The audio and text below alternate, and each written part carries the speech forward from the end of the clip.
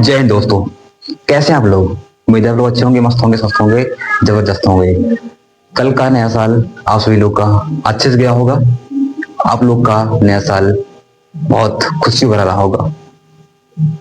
और मेरा जो लेक्चर कल हमारा था उसे आप लोग आई होप देखे होंगे। नहीं देखे हैं तो इसी वीडियो के डिस्क्रिप्शन बॉक्स में उसका भी लिंक दे रखे हैं, जाइए और देख लीजिए। क्योंकि कल हम बताए थे प्राचीन इतिहास के पाठ्यक्रम के बारे में पूरा हम कल चर्चा किए थे। अब पूरा प्राचीन इतिहास में हम क्या क्या पढ़ने वाले हैं, जितने पाठ्यक्रम हैं सभी को कल हम बताए थे। अगर आप लोग को देखना है उस पाठ्यक्रम को भी तो उस वीडियो को देख लीजिएगा। इस वीडियो के डिस्क्रिप्शन बॉक्स में उसका लिंक दे रखे हैं, ठीक है। तो आज का हमारा मुद्दा जो है ये है प्राचीन इतिहास का पहला पाठ। आज हम लोग कवर करने वाले हैं। पहला पाठ क्या है? ये है भारतीय प्राचीन इतिहास के विविध स्रोत। ये पहला पाठ था और हम आज इसी पर चर्चा करने वाले हैं। चलो बिना देर की वीडियो स्टार्ट करते हैं और देख लेते हैं, ठीक है। सो क्या है कि आज जो हम यहाँ पर लिखवाएंगे और हम कुछ मौखिक आपसे आपको बोलेंगे भी, ठीक है। लिखना होगा तो आपको कुछ इस प्रकार की कॉपी ले लीजिएगा, ठीक है। और नोट्स बना दीजिएगा, ठीक है। क्योंकि बिना नोट्स के कुछ नहीं हो पाएगा, ठीक है। सिर्फ आप वीडियो देखेंगे और भूल जाएंगे, इसलिए नोट्स बनाना जरूरी है, ठीक है। अगर आप लोग इस वीडियो को देख रहे हैं तो नोट्स जरूर बनिएगा, ठीक है। और साथ साथ में उस नोट्स को और एक पेन ले लीजिएगा, ठीक है। ताकि जो यहाँ पर हम लिखवाएं और जो हम बोलें उसको आप लोग नोट करते चलेगा, ठीक है।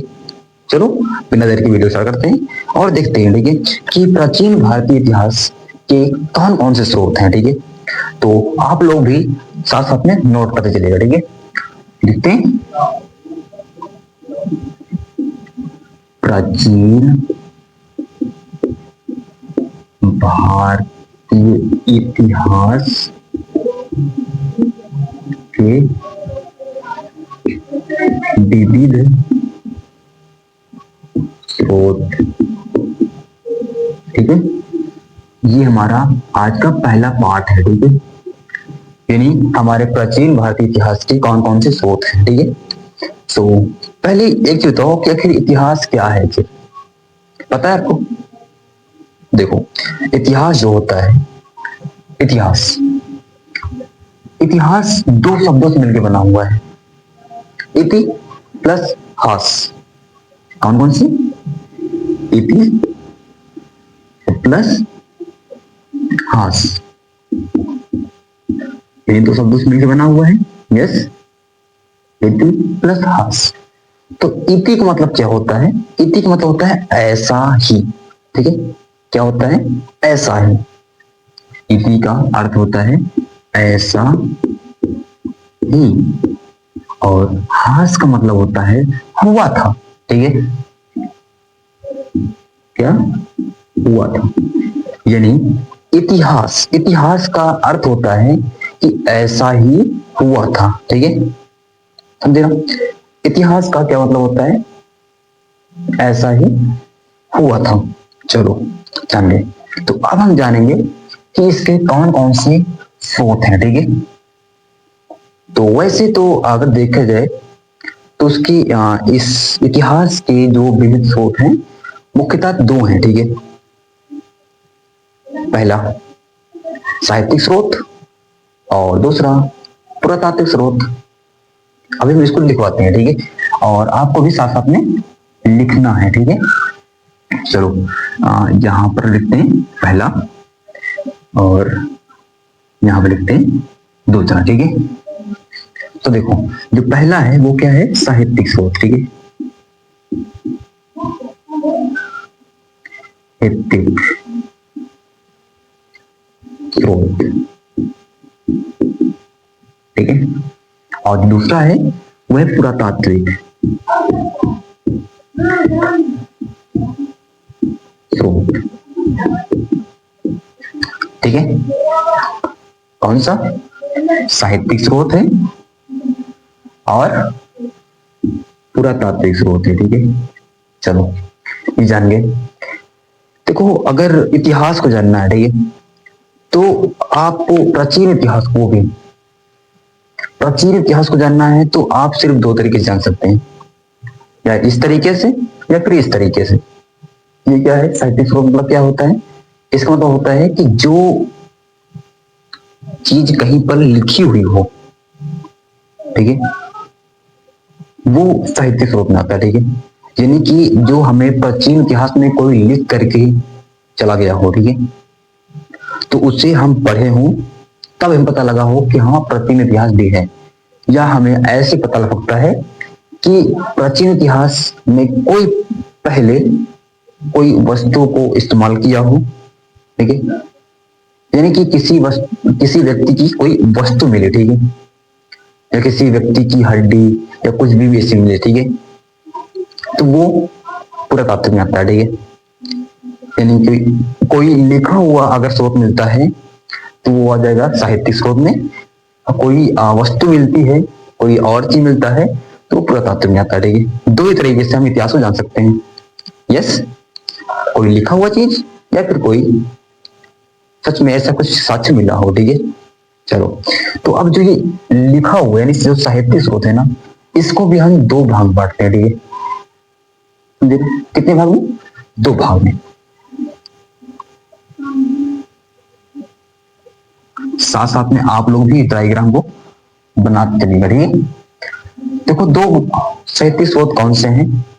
दो भाग। देखो, साहित्य हो सकता है कि अपने देश वाले लिखे हों, ठीक है, हो सकता है कोई विदेशी लिखा हो सकता है ना। अच्छा, अगर साहित्यिक स्रोत है, कोई लिखा हुआ साक्ष्य मिलेगा, हो सकता है कि कोई अपने देश वाला लिखा हो सकता है कि कोई विदेशी लिखा हो। ये तो जरूरी नहीं है ना अच्छा कि अपने देश वाले ही लिखेंगे सिर्फ, नहीं, तो देसी साहित्य इसमें आएगा,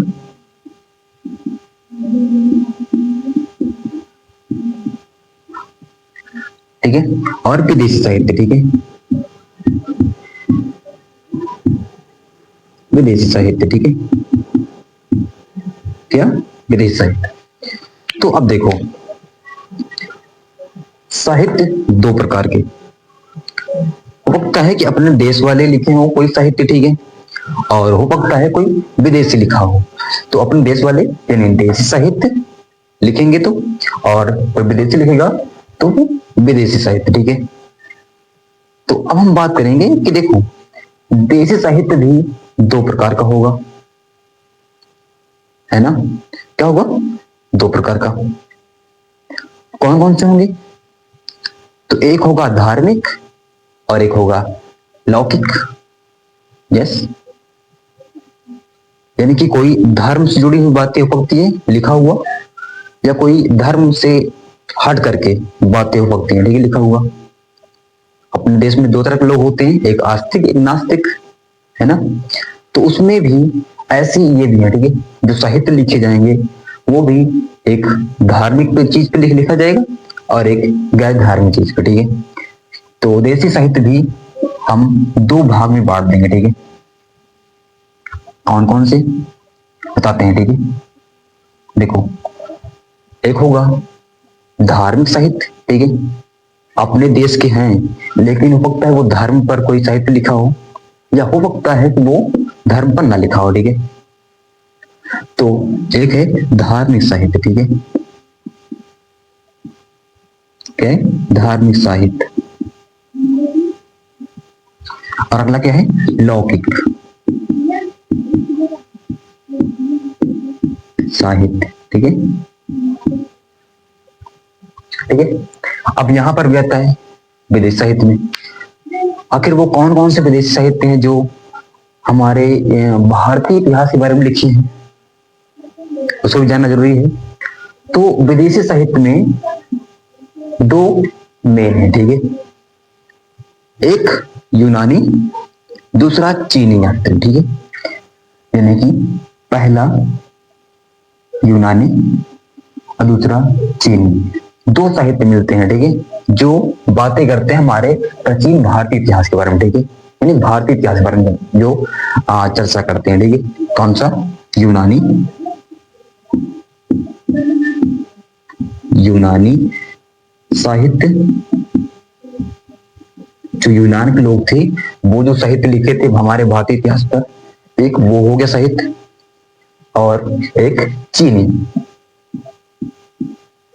चीनी साहित्य। ठीक है, क्या है? चीनी साहित्य। देखो, देसी साहित्य में भी दो है। अपने देश में भी एक आस्तिक होते हैं लोग और दूसरे नास्तिक होते हैं। वैसे ही देसी साहित्य यानी कि जो अपने देश में लिखा जाता है, हो सकता है वो धार्मिक साहित्य लिखा हो, ठीक है, और होता है लौकिक। तो दोनों अलग अलग हैं, ठीक है। और यहाँ पर भी विदेशी साहित्य में भी यूनानी साहित्य है और चीनी साहित्य है, ठीक है। चलो, अब हम बात करते हैं कि यहाँ पर धार्मिक साहित्य। धार्मिक साहित्य क्या अपने देश में, इस भारत देश में क्या सिर्फ एक ही प्रकार का धर्म है? अच्छा, नहीं, अनेक प्रकार के हैं। तो ऐसे ही हर एक धर्म की अलग अलग पुस्तकें होंगी, हर एक धर्म के अलग अलग साहित्य होंगे, होंगे कि नहीं होंगे? सही बात है। तो यहाँ पर जो धार्मिक साहित्य ये आगे चल करके 3 भाग में बढ़ता है, ठीक है। कितने? 3 भाग में बढ़ता है, ठीक है। कितने भाग में? 3 भाग में। पहला ब्राह्मण साहित्य, ठीक है, जो हमारे हिंदू परंपरा में चलता है, ठीक है, उसे ब्राह्मण साहित्य कहते हैं। ब्राह्मण साहित्य। अगला जो है ये बौद्ध साहित्य, साहित्य क्या है? बौद्ध साहित्य। और अगला जो है वो है जैन साहित्य, ठीक है, जैन साहित्य, ठीक है। तो ये रहे, ठीक है, ब्राह्मण साहित्य, बौद्ध साहित्य, अगला है जैन साहित्य, ठीक है। तो और यहां पर लौकिक साहित्य, यूनानी साहित्य और चीनी साहित्य, ठीक है। तो कुछ इस प्रकार से, यानी कि इतने चीजों से हमें हमारे प्राचीन भारतीय इतिहास का पता चलता है, ठीक है, समझे ना। यानी कि हमारे प्राचीन भारतीय इतिहास का पता कितनी चीज चलता है, ब्राह्मण साहित्य चलता है, बौद्ध साहित्य से चलता है, जैन साहित्य से चलता है, लौकिक साहित्य चलता है, यूनानी साहित्य से भी हमें क्या ना पता लगता है कि हमारा भारतीय इतिहास कैसा था प्राचीन, चीनी साहित्य से भी पता चलता है, ठीक है। तो इतने साहित्य हैं। और इधर पुरातात्विक साक्ष्य, इसकी हम बात बाद में करेंगे क्योंकि इसमें अभिलेख, मुद्रा और अनेक प्रकार की चीज में आएंगे, ठीक है। तो पहले हम साहित्य की बात कर लेते हैं। तो शुरुआत कहां से करते हैं? ब्राह्मण साहित्य से, ठीक है। क्यों? क्योंकि जब ब्राह्मण साहित्य को हम खत्म करेंगे और बौद्ध साहित्य को खत्म करेंगे, जैन साहित्य को खत्म करेंगे, तो धार्मिक साहित्य खत्म हो जाएगा, है ना। और ऐसे ही अगर लौकिक साहित्य को भी खत्म कर देंगे तो हमारा देसी साहित्य भी खत्म हो जाएगा। ये भी खत्म हो गया, यानी कि खत्म हो गया। अब बचेगा क्या? अच्छा, विदेशी साहित्य। इसमें यूनानी को और चीनी साहित्य को पढ़ लेंगे तो विदेशी साहित्य भी हमारा खत्म हो जाएगा। यस। तो आज हम शुरुआत करने वाले हैं ब्राह्मण साहित्य से, ठीक है। तो हेडिंग आप लोग डाल लीजिएगा ब्राह्मण साहित्य, ठीक है। क्या? ब्राह्मण साहित्य। इसको आप लोग लिख लिए होंगे शायद, नोट्स बुक में आप लोग नोट्स कर लिए होंगे। नहीं किए तो मैं यहाँ पर हट जा रहा हूँ, एक बार आप लोग स्क्रीनशॉट मार लीजिएगा या फिर इसको नोट कर लीजिएगा, ठीक है। हो गया होगा, आई होप, ठीक है। तो अब हम इसको पहले इरेज करते हैं और फिर आगे बढ़ते हैं, ठीक है। फिर डाल लो ब्राह्मण साहित्य, ठीक है।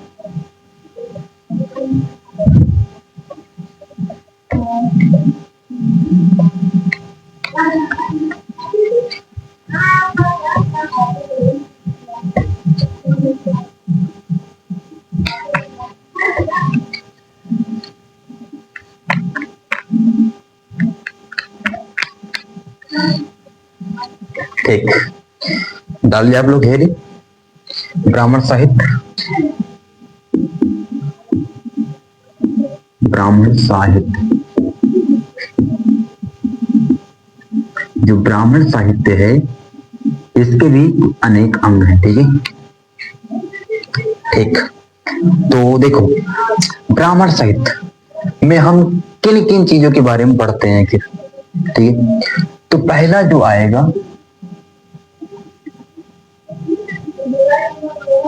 वो आएगा वेद, क्योंकि ब्राह्मण साहित्य में वेद आते हैं, है नहीं? वेद कितने हैं ये भी अभी हम बताएंगे आपको कि वेद कितने हैं। ठीक है, पहले आप लोग जानिए कि ब्राह्मण साहित्य में कौन कौन से साहित्य आखिर आते हैं। तो पहला साहित्य क्या आता है? वेद आता है। ठीक है, समझे ना? दूसरा क्या आता है?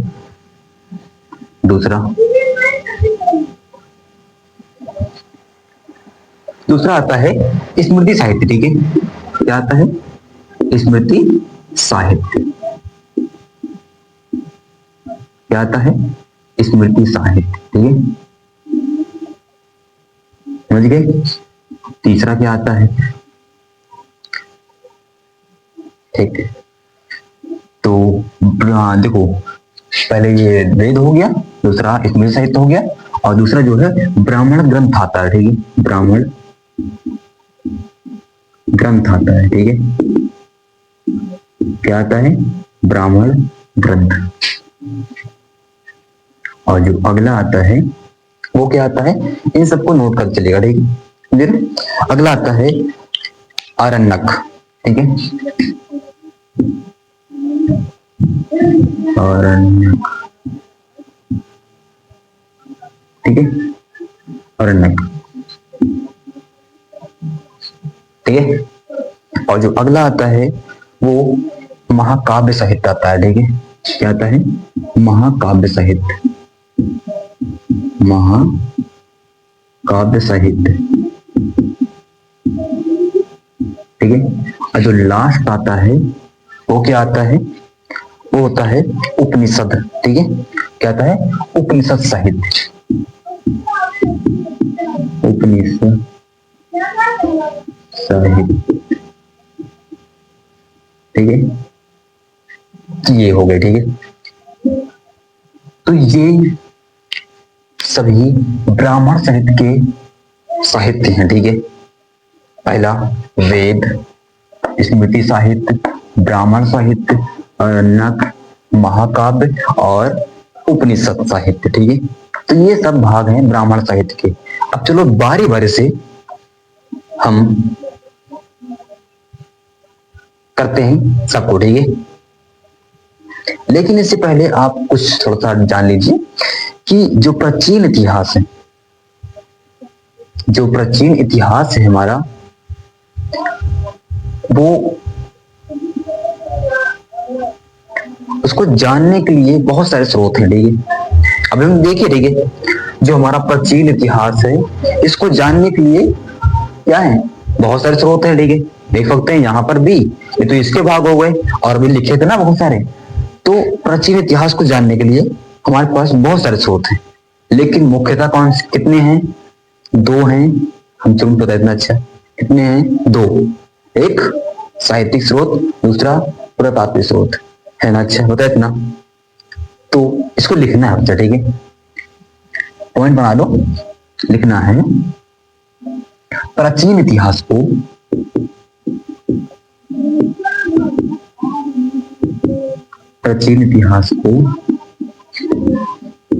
जानने के लिए अनेक स्रोत हैं। ठीक है, अनेक स्रोत हैं, देना, लेकिन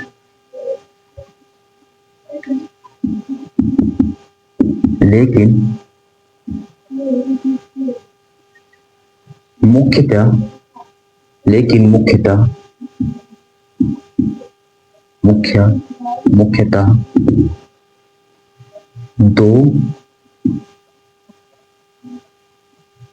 दो वर्गों में विभाजित। प्राचीन इतिहास को जानने के लिए अनेक स्रोत हैं, लेकिन मुख्यतः दो वर्गों में विभाजित किया गया है। किसको? प्राचीन इतिहास को। ठीक है, वो कौन कौन से हैं? तो वो है साहित्यिक स्रोत, दूसरा प्रतात्विक। चलो अब अगला लिखना है।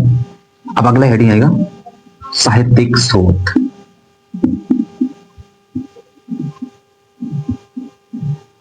साहित्यिक स्रोत, ये हेडिंग डाल दो। ठीक है आप लोग,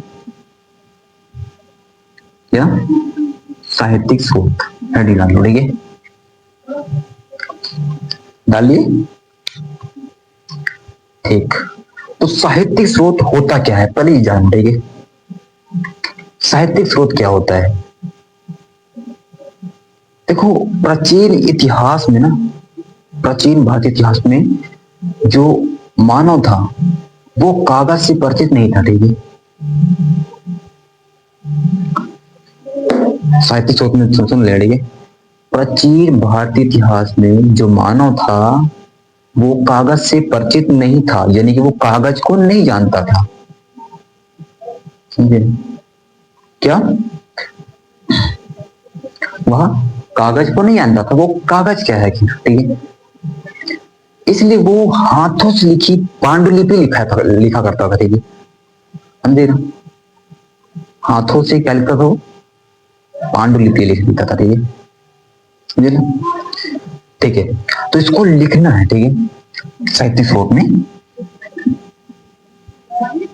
ठीक है, क्या लिखना है? प्राचीन काल में कागज से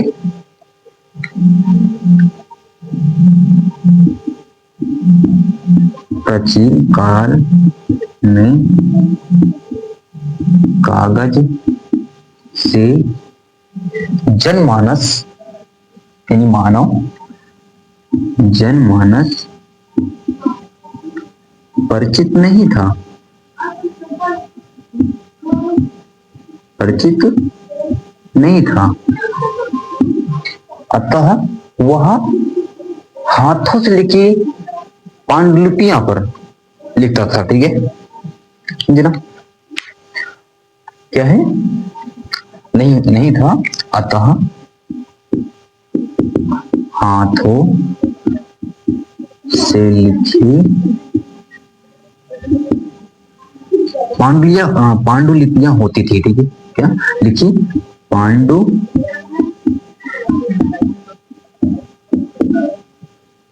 लिपियां होती थी। ठीक है, समझे ना? यानी साहित्यिक स्रोत क्या होता है? प्राचीन काल में कागज से जनमानस परिचित नहीं था, अतः हाथों से लिखी पांडुलिपियां हुआ करती थी। समझे ना? उससे ही कहते हैं साहित्यिक स्रोत। ठीक है, समझ गए? और इसमें एक और पॉइंट ऐड करो। ठीक है, वो क्या है? अब अगला पॉइंट, धार्मिक साहित्य को हम 3 वर्गों में विभाजित करते हैं। ठीक है, एक और पॉइंट लिखो, धार्मिक साहित्य को हम 3 वर्गों में विभाजित करते हैं। अभी आप लोग देखेंगे। ठीक है, कौन कौन सा? ब्राह्मण साहित्य और बौद्ध साहित्य, जैन साहित्य। ठीक है, तो एक और पॉइंट लिखिएगा, अगला पॉइंट और है, अगला है धार्मिक साहित्य को धार्मिक साहित्य को 3 वर्गों में विभाजित करते हैं। कौन कौन सा? पहला ब्राह्मण साहित्य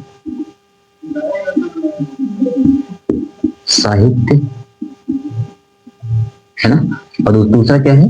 बौद्ध साहित्य है।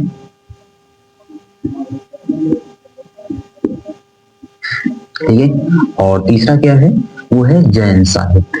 ठीक है, ठीक है, यह क्या है? जैन साहित्य। तो हम धार्मिक साहित्य को हम 3 भाग में बांटे थे। अभी आप लोग उस चैट में देखे थे जो अगला था। ठीक है, तो हम धार्मिक साहित्य को 3 भाग बांटे थे। कौन कौन सा? ब्राह्मण साहित्य, बौद्ध साहित्य और हाँ ठीक है जैन साहित्य। चलो ठीक है, तो हम बात करेंगे अभी ब्राह्मण साहित्य पर। ठीक है, ब्राह्मण साहित्य हम लिखवा चुके हैं कि वेद होता है, इसमें स्मृति साहित्य होता है, ब्राह्मण ग्रंथ होता है, आरण्यक होता है, महाकाव्य और उपनिषद होता है। ठीक है, तो हम शुरुआत करते हैं वेद से। ठीक है, किससे? वेद से। ठीक है, चलो तो अभी एक और पॉइंट ऐड करना है इसमें कि ये तो इसके भाग हैं। आखिर ब्राह्मण साहित्य है क्या? ठीक है, इसको किसने लिखा था? क्या कोई भी ऐसे आ गया इंसान और लिख के चला गया? नहीं, ब्राह्मण साहित्य जो है ये ब्राह्मण वर्गों के द्वारा लिखा गया साहित्य है। ठीक है, समझे ना? इसे ना तो वैश्य, ना तो शूद्र, ना तो क्षत्रिय, ये सब इसको नहीं लिखे थे। जितने यहाँ पर साहित्य लिखे गए हैं, ये साहित्य किसके द्वारा लिखा गया है? ब्राह्मण वर्गों के द्वारा। ठीक है, जो ब्राह्मण वर्ग के लोग थे ना, वो इस सही सबको लिखा करते थे। ठीक है, तो एक थोड़ा सा आपको एक और हेडिंग डालना होगा। हेडिंग क्या है? वो पॉइंट है। ठीक है, कि ब्राह्मण साहित्य जो है ये ब्राह्मण वर्गों द्वारा लिखा गया साहित्य है। समझे ना? चलो एक और लिखो, इसको मिटा देते हैं। ठीक है, और फिर बाद में इसको आप लोग लिख लिए होंगे। चलो आगे इसको मिटाते हैं और आगे बढ़ते हैं। ठीक है, ठीक, तो अब अगला आएगा, लिख लो। ठीक है, इसको लिखना जरूरी है। ठीक है, कि जो ब्राह्मण साहित्य है,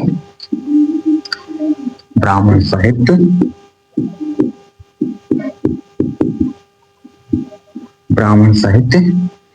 ब्राह्मण वर्गों के द्वारा लिखा गया था। जो ब्राह्मण वर्ग के लोग थे ना, वो इसको लिखा करते थे। ब्राह्मण साहित्य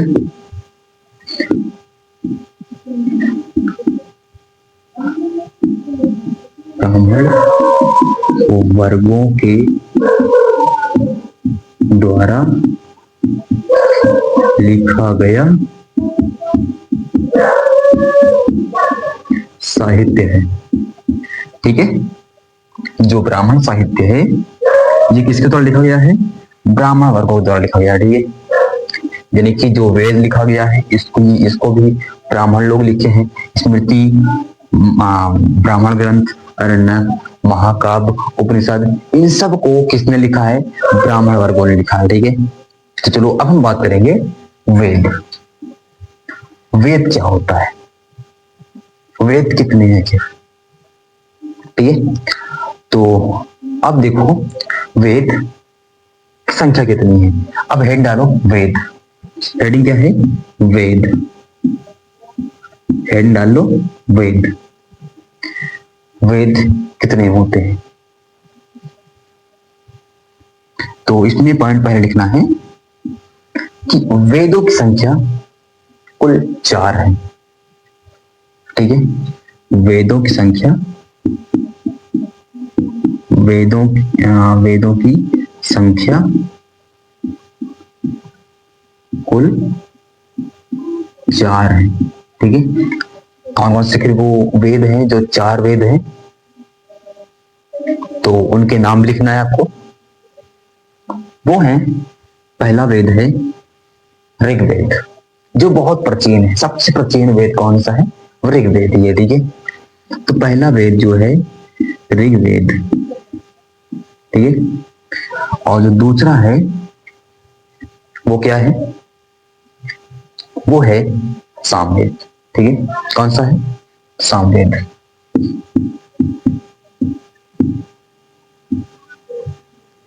ठीक है, और तीसरा क्या है? यजुर्वेद। ठीक है, कौन सा है? तीसरा है यजुर्वेद।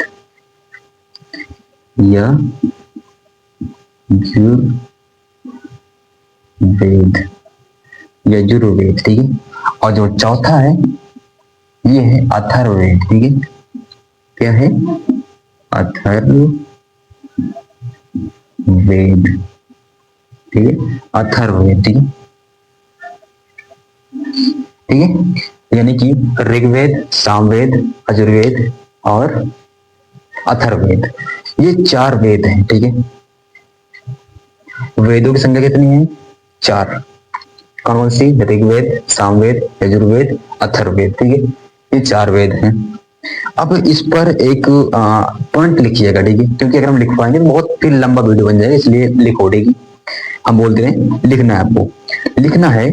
पॉइंट डालो। पहला वो है वैदिक साहित्य संस्कृत में लिखा गया है।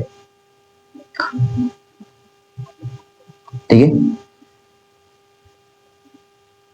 क्या है? देखिए, वैदिक साहित्य संस्कृत में लिखा गया है तथा इन चारों वेदों से, देखो, इन चारों वेदों से,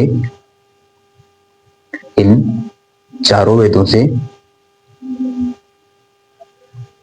हो गया, इन चारों वेदों से वैदिक आर्यों के भौगोलिक, इन चारों वेदों से वैदिक आर्यों के भौगोलिक परिवेश, उनके राजनीतिक परिवेश, उनके राजनीतिक, प्रशासनिक, उनके राजनीतिक प्रशासनिक दशा, उनके राजनीतिक प्रशासनिक दशा, कौमा, सामाजिक, आर्थिक और सांस्कृतिक, सामाजिक, आर्थिक और सांस्कृतिक, सामाजिक, आर्थिक और सांस्कृतिक जीवन पर प्रकाश डालता है, जीवन पर प्रकाश डालता है। ठीक है, तो ये पॉइंट रहा। ठीक है, तो शायद आप लोग लिख लिए होंगे। ठीक है, चलो अब हम आगे जो हम पढ़ने वाले हैं वो हम पढ़ने वाले हैं ब्राह्मण ग्रंथ को। ठीक है, स्मृति साहित्य को बाद में देखेंगे, पहले हम ब्राह्मण ग्रंथ को देख लेते हैं। ठीक है, ब्राह्मण ग्रंथ क्या होता है? ठीक है, तो चलो हेड डालना है, डालो। हम सिर्फ बोलेंगे भी। ठीक है, ब्राह्मण ग्रंथ हेडिंग हो गया, डाल लिया हेडिंग। चलो अब लिखना है इसमें पहला पॉइंट, वेदों की सरल और सहज व्याख्या, वेदों की सरल और सहज व्याख्या, वेदों की सरल और सहज व्याख्या ब्राह्मण ग्रंथों में किया गया है। वेदों की सरल और सहज व्याख्या ब्राह्मण ग्रंथों में किया गया है। ठीक है, और तथा प्रत्येक वेद का अपना, तथा प्रत्येक वेद का अपना, तथा प्रत्येक वेद का अपना पृथक ब्राह्मण ग्रंथ है, तथा प्रत्येक वेद का अपना पृथक ब्राह्मण ग्रंथ है।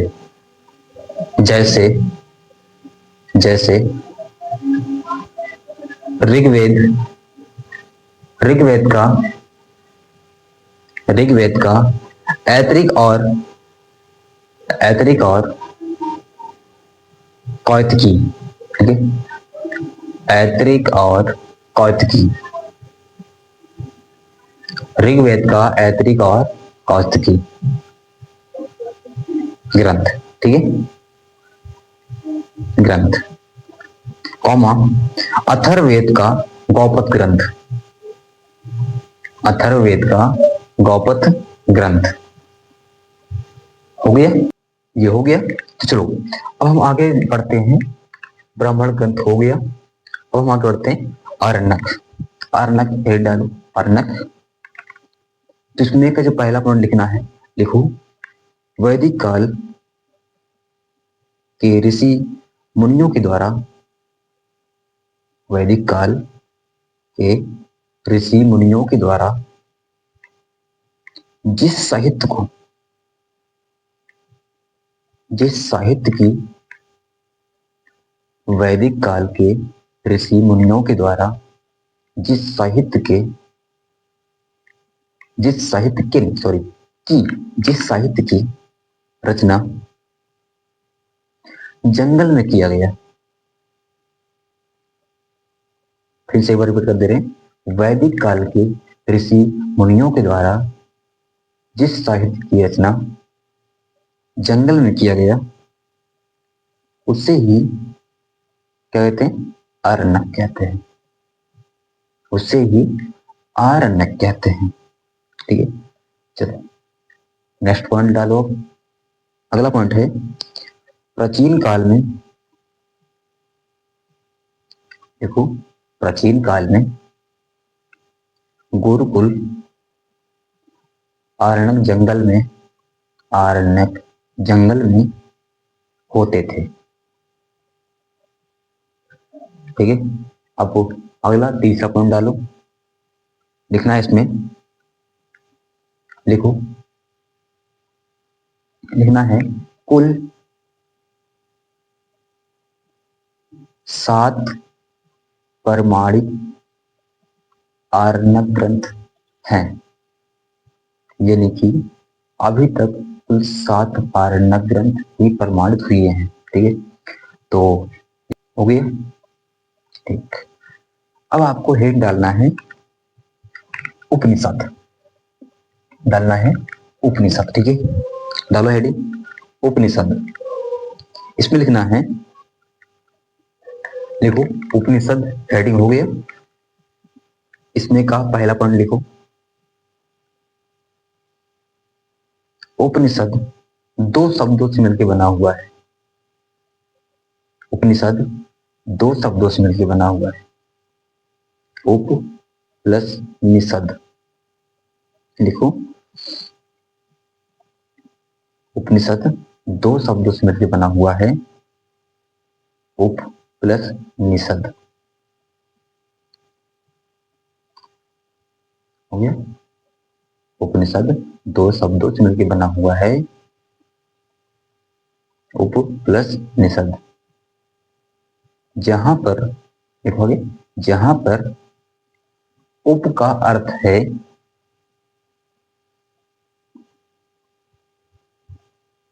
जहां पर उप का अर्थ है गुरु के समीप बैठकर,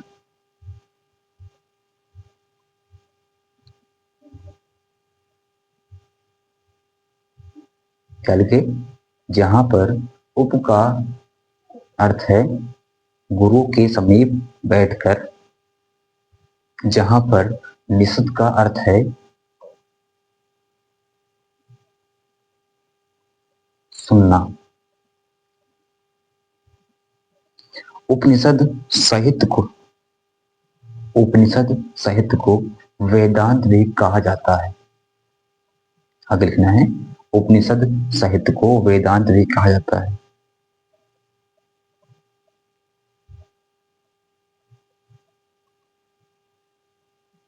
हो गया, अतः यहीं पर वैदिक काल का अंत हो गया। देखो आगे, अतः यहीं पर वैदिक काल का अंत हो गया। आगे डालो, और अतः यहीं पर वैदिक काल का अंत हो गया। अगला पॉइंट, अगला पॉइंट लिखो, कुल उपनिषद की संख्या 108 है। कुल उपनिषदों की संख्या 108 है। हो गया, ठीक। अब अगला डालना है महाकाव्य साहित्य। डालो महाकाव्य साहित्य। महाकाव्य साहित्य में लिखो, लिखना है, लिखो रामायण और महाभारत 2 महाकाव्य साहित्य हैं। देखो रामायण और महाभारत 2 महाकाव्य साहित्य हैं, जिसकी रचना प्राक मौर्य काल में हुआ था। जिसकी रचना प्राक मौर्य काल में हुआ था।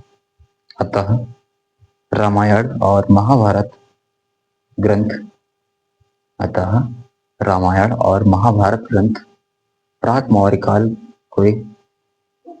मौर्य काल के राजनीतिक, प्रशासनिक, सैन्य व्यवस्था, युद्ध तकनीकी तथा भौगोलिक और सांस्कृतिक उन्नति पर प्रकाश डालता है। फिर से बोल दे रहे हैं, रामायण और महाभारत दो महाकाव्य साहित्य हैं जिनकी रचना प्राक मौर्य काल में शुरू हुआ। अतः रामायण और महाभारत ग्रंथ प्राक मौर्य काल के राजनीतिक, प्रशासनिक, सैन्य व्यवस्था, युद्ध तकनीकी तथा भौगोलिक और सांस्कृतिक उन्नति पर प्रकाश डालता है। हो गया, ठीक। अब अगला लास्ट, वेद भी हम लिखवा चुके हैं, हो गया है। ब्राह्मण ग्रंथ भी हो चुका है, आरण्यक भी हो चुका है और महाकाव्य भी लिखवा दिए, उपनिषद भी लिखवा दिए। अब बचा सिर्फ एक है, वो है स्मृति साहित्य। इसको भी लिखना है, ठीक है। स्मृति साहित्य को लिखना है, ठीक है। डालो हेडिंग स्मृति साहित्य। हाँ, स्मृति साहित्य में लिखना है कि इसमें लिखना है, पहला पॉइंट, स्मृति साहित्य की रचना मौर्योत्तर काल से लेकर, देखो, स्मृति साहित्य की रचना मौर्योत्तर काल से लेकर पूर्व मध्यकाल तक हुआ। देखो, स्मृति साहित्य की रचना, देखिए, मौर्योत्तर काल से लेकर पूर्व मध्यकाल तक हुआ। हो गया। आगे लिखना है इसमें, सबसे प्राचीन स्मृति ग्रंथ मनुस्मृति है। सबसे प्राचीन स्मृति ग्रंथ मनुस्मृति ग्रंथ है। इसके अलावा यज्ञवल्लभ स्मृति, बृहस्पति स्मृति, अन्य स्मृतियां साहित्य हैं। और आगे लिखो, एक लाइन छोड़ करके, जिसमें प्राचीन भारतीय सामाजिक सांस्कृतिक परंपरा पर प्रकाश डालता है। देखो, जिसमें प्राचीन भारतीय सामाजिक सांस्कृतिक परंपरा पर प्रकाश डालता है। हो गया। तो आज की वीडियो में हमने देखा कि ब्राह्मण ग्रंथ यानी ब्राह्मण साहित्य में वेद, स्मृति साहित्य, ब्राह्मण ग्रंथ, आरण्यक, महाकाव्य और उपनिषद। आज की इस वीडियो में हमने इन सभी चीजों के बारे में डिस्कस किया है और आई होप आप सब लोग इसमें इन सभी का नोट्स भी तैयार कर लिया होगा, ठीक है। तो ऐसे ही अब कल हम बात करेंगे बौद्ध धर्म पर, ठीक है, क्योंकि ब्राह्मण साहित्य के बाद जो साहित्य आएगा वो बौद्ध साहित्य आएगा, ठीक है। तो कल हम बात करेंगे बौद्ध साहित्य और जैन साहित्य, ठीक है। इन दोनों चीज पर कल हम बात करने वाले हैं। तो ये वीडियो आपको कैसा लगा? उम्मीद है आप लोग को अच्छा लगा होगा। अगर अच्छा लगा है तो लाइक करो और हमारे चैनल को सब्सक्राइब करो, ठीक है। चलो मिलते हैं अब कल वाली वीडियो में, कौन सी? बौद्ध साहित्य और जैन साहित्य वाली वीडियो में, ठीक है। अगर आप लोगों ने इस प्राचीन इतिहास का पाठ्यक्रम वाली वीडियो नहीं देखा है तो जाकर के इस वीडियो के बाद जाकर के उसको देख लो, ठीक है, और उसको भी नोट कर लो, क्योंकि अगर आपको पाठ्यक्रम नहीं पता होगा ना तो फिर आप कर नहीं पाओगे, ठीक है, कि इसके बाद क्या पढ़ना है, इसके बाद क्या पढ़ना है। तो इसलिए पहले आपको पाठ्यक्रम क्लियर होना चाहिए, ठीक है। तो इस वीडियो देखने के बाद आपको वो वीडियो देखना है, ठीक है, जाकर तुरंत देख लो। और इसका प्लेलिस्ट भी हम बना चुके हैं, ठीक है। क्या है? प्राचीन इतिहास, ठीक है, ऐसे प्लेलिस्ट है इसका नाम। तो वहां जाएंगे तो वहां पर है, ठीक है। तो देख लेना। बस मिलते हैं कल वाली वीडियो में धमाकेदार। तब तक के लिए जय हिंद।